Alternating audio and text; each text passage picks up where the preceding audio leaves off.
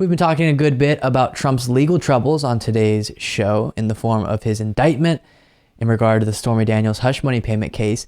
Now we move to the federal investigation into Trump's mishandling of classified documents, and as new evidence is being reported on here, the obstruction involved in that. And then we'll get to a strange interview between Don Lemon and Alina Habba, Trump's attorney, and just a back and forth that takes place when she's asked about this news that I found rather bizarre. Before we get to that, though, here's the news from the Washington Post.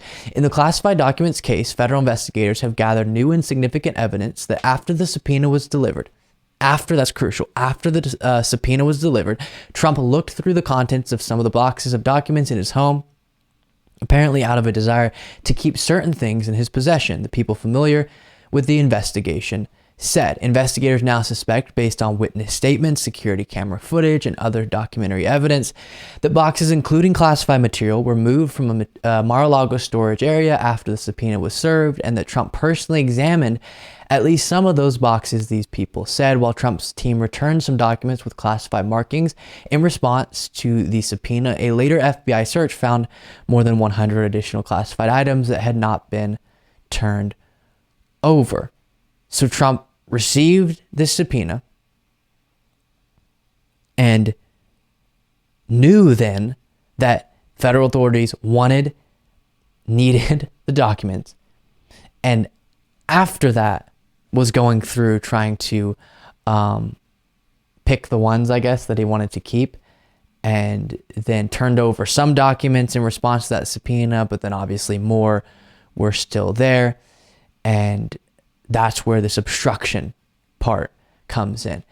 Well, Alina Habba appeared on CNN, as I mentioned, and got asked about this case. Take a look. The classified documents at Trump's Mar-a-Lago resort. This is according to the Washington Post. The Washington Post is saying that federal investigators have gathered new and significant evidence that after the subpoena was delivered, that Trump looked through the contents of some of the boxes of documents in his home, apparently out of a desire to keep certain things in his possession. Do you know whether he reviewed certain classified documents after receiving the subpoena? No, I have nothing to do with that case. I do not know. You don't know if because you actually looked through some of the documents, correct? No, that's inaccurate. I did a search for the Attorney General case. You looked at but you looked at the office and the residence, and you did not see any documents? No, I wasn't looking for classified documents, no. And I think you could read my affidavit. It's public record. No, I was looking for tax documents on another garbage case by Letitia James. Okay. So in response to a request for a separate legal matter, the Attorney General Letitia James that you just brought up, you swore that on May 5th, 2022, that you diligently search respondents' personal office, meaning Donald Trump's, located at Mar-a-Lago, including all desks, drawers, file cabinets, etc.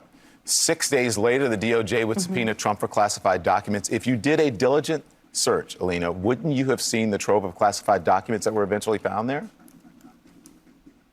No, because if you look at the scope of what I did and what I was looking for, it was not classified documents, and it had nothing to do with this case. No, we understand that you were doing the diligent search for a different case, the Letitia James case. But it's strange that you would do a thorough search of the areas where these documents were and just not notice that classified documents were strewn about. I was looking for tax documents. Okay, so even if they were My eyes were only capable of seeing tax documents. there, you don't think that you would have recognized them. Is that what you're saying? I don't know, but I know that I'm not in a deposition right now, and I'm not going to continue with this conversation. But if you'd like to talk about what's currently happening, such as our corrupt... That escalated quickly. What? I'm not in a deposition. I'm not going to continue this conversation. No one's saying you're in a deposition. So, okay, wow. System with AGs and our corrupt system with DAs and how they should all be brought in front of Congress and answer questions. Happy to talk about that. Okay, Alina, listen, with all due respect, we had you here. You're representing the Trump legal team. The former president is in a series of legal threats right now, including the hush money payments, the DOJ classified documents, the Georgia election, the DOJ January 6th probe, and you're here to answer those questions. So, in those, this is not a deposition. I'm just asking you questions on television respectfully. So if we can just stick to the facts. So, Yeah. do you, Oh, we can stick to the facts, Don. But what you're asking me is something that's unrelated to the Mar-a-Lago case. It was for Letitia James's case, and I signed an affidavit, and it's very public. I recommend you read it. okay. You Alina, you're giving me some weird vibes today. This is strange. What's going on? testified to the grand jury, though, in this case. What's the sense of where that stands? You did testify to the grand jury in this case. Yes, that's not a secret. I testified to the grand jury. Yeah. Then you were involved. Okay. Wow. that's that. If this, referring to Joe Tacopina, was Drew Findling, here Alina Habba, if this is Trump's legal representation, I wouldn't have, if I were in his kind of world, in his camp, high hopes for his legal future. Yikes. But as Don Lemon was listing off the different investigations into Trump, it reminded me, and I want to remind you, we can't forget how wild this moment is. This can't become normal. Imagine if before Trump announced his 2016 campaign, I had told you, okay, someone's going to run for president within the Republican Party. All right, who? Jeb Bush, Ted Cruz, them, but also Donald Trump. The apprentice guy, the real estate dude, yes, him. He's going to win. Whoa. And then there's going to be this, let's just get past the pandemic and all of that. And he's going to lose re-election. And he's going to claim it was all stolen. Was there any evidence? No, none. But a bunch of people, 60+% of Republicans are going to believe it. My goodness.